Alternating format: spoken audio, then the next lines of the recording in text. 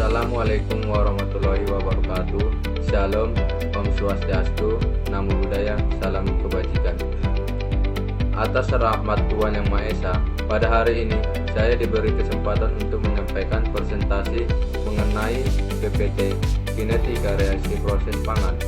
Semoga presentasi ini dapat bermanfaat bagi kita semua. Di mana dosen pengampu yaitu Ibu Insinyur Rita Yoapa MT dan Ibu Yona Octavia MT. Baik, kita masuk ke definisi katalis. Yang pertama yaitu zat yang mempercepat laju reaksi, di mana artinya katalis berfungsi untuk membuat reaksi kimia berlangsung lebih cepat dibandingkan tanpa katalis. Yang kedua yaitu tidak habis bereaksi, di mana artinya katalis tidak ikut habis atau berubah secara permanen selama reaksi berlangsung. Yang ketiga yaitu menurunkan energi aktivasi, di mana artinya energi minimum yang dibutuhkan agar reaksi dapat terjadi. Baik, kita lanjut mengapa katalis mempercepat reaksi. Yang pertama yaitu menyediakan jalur reaksi alternatif, di mana memberi jalur reaksi lain yang lebih mudah ditempuh oleh reaktan dibanding jalur tanpa katalis. Yang kedua yaitu menurunkan energi aktivasi. Dengan adanya jalur alternatif, energi minimum yang dibutuhkan agar reaksi terjadi menjadi lebih rendah. Yang ketiga yaitu meningkatkan frekuensi tumbukan efektif, di mana dengan orientasi dan energi yang tepat sehingga jumlah tumbukan yang benar-benar menghasilkan reaksi tumbukan efektif menjadi lebih banyak. Semakin banyak tumbukan efektif, laju reaksi makin cepat. Baik, kita lanjut ke contoh reaksi kimia yang menggunakan katalis homogen, heterogen, dan enzim pada produk oleokimia dan bioenergi. Yang A, katalis homogen, transferifikasi biodiesel oleokimia bioenergi. Yang pertama reaksi, yang kedua gliserida tambah metanol menghasilkan PAMI biodiesel tambah gliserol. Yang ketiga katalis, natrium metilat NaOCH3 atau NaOH atau KOH. Yang keempat base, katalis dan reaktan sama-sama cair. Yang kelima aplikasi, produk biodiesel dari CPO, RBDPO, minyak jelantah. Yang keenam keunggulan, laju reaksi cepat konversi tinggi. Yang ketujuh kelemahan, sensitif terhadap FFA dan air. Yang kedua reaksi asam lemak bebas atau FFA. Reaksi yang pertama reaksi, yang kedua FFA tambah metanol menghasilkan metil ester tambah air. Yang ketiga katalis H2SO4 atau HCl. Tujuannya menurunkan kadar FFA sebelum transferifikasi. Baik, kita masuk ke B, katalis heterogen. Yang pertama hidrogenasi minyak nabati oleokimia. Reaksi asam lemak tak jenuh tambah H2 menghasilkan asam lemak jenuh. Katalisnya nikel atau Ni padat. Aplikasinya pembuatan margarin shortening. Keunggulan mudah dipisahkan, dapat diregenerasi. Baik, kita masuk kedua, transferifikasi biodiesel dengan katalis padat. Katalisnya CaO, MgO dan zeolit.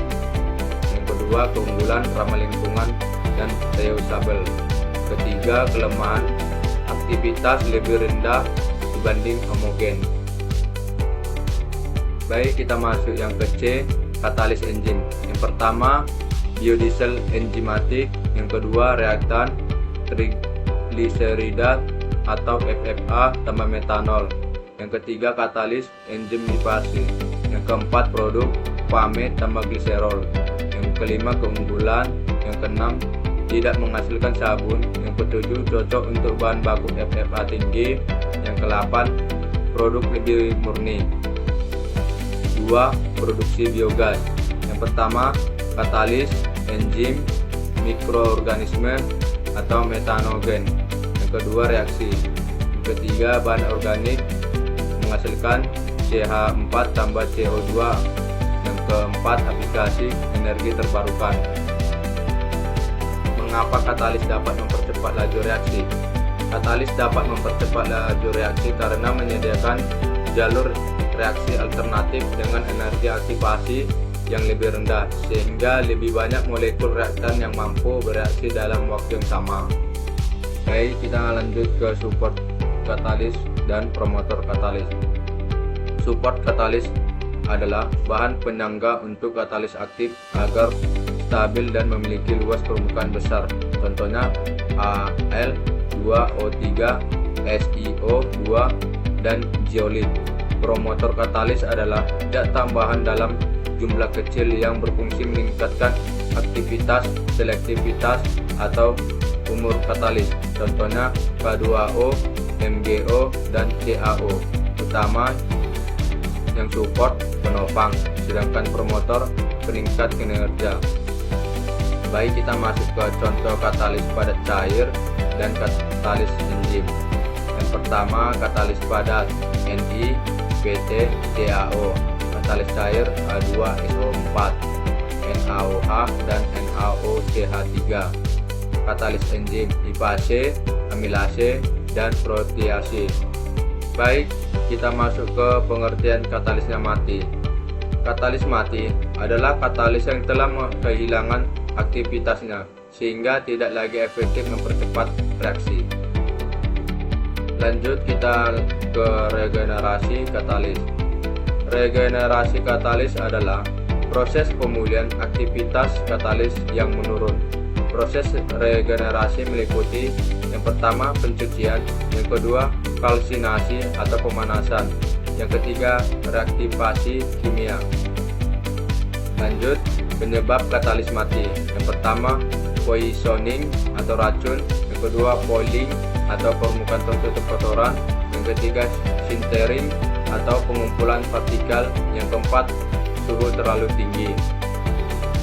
Baik, kita lanjut ke harga katalis, yaitu yang pertama katalis padat Ni, CaO lebih murah atau sedang. Yang kedua katalis cair H2SO4, NaOH murah.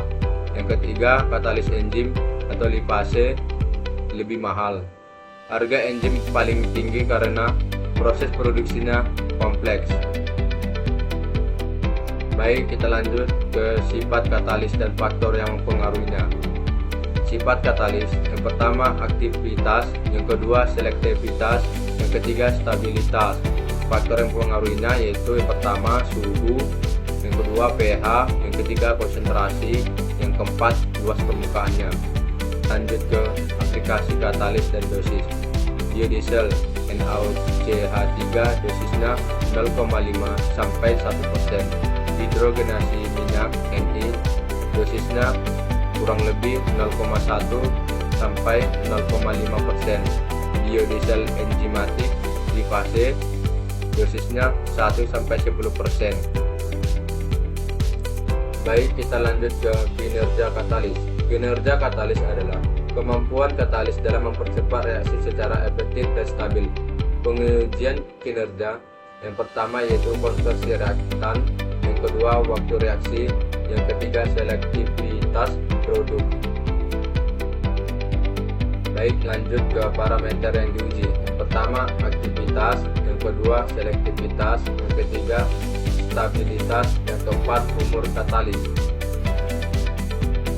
Baik, kita lanjut ke karakterisasi katalis. Karakterisasi katalis adalah analisis sifat fisik dan kimia katalis. Tujuannya mengetahui struktur, luas permukaan, dan perubahan katalis. Baik, kita masuk ke waktu karakterisasi. Yang pertama itu sebelum digunakan, yang kedua setelah digunakan, yang ketiga setelah regenerasi. Baik, selanjutnya kita masuk perbandingan katalis sebelum dan sesudah digunakan. Perubahan yang terjadi, yang pertama penurunan luas permukaan, yang kedua penurunan aktivitas, yang ketiga perubahan struktur. Baik, selanjutnya kita masuk ke faktor-faktor yang mempengaruhi kinerja katalis. Yang pertama suhu, yang kedua pH, yang ketiga konsentrasi reaktan, yang keempat waktu reaksi, dan yang kelima jenis katalis. Baik, kita masuk kesimpulan. Adapun kesimpulan yang saya dapat yaitu katalis mempercepat laju reaksi dengan menurunkan energi aktivasi tanpa ikut habis bereaksi. Jenis katalis meliputi homogen, heterogen, dan enzim yang banyak digunakan pada industri oleokimia dan bioenergi. Kinerja katalis dipengaruhi kondisi operasi dan dapat menurun sehingga perlu pengujian serta regenerasi. Baik, sekian dari presentasi saya. Jikalau pun ada kesalahan kata, mohon dimaafkan. Sekian dari saya. Assalamualaikum warahmatullahi wabarakatuh. Salam, Om Swastiastu, Namo Buddhaya, salam kebajikan.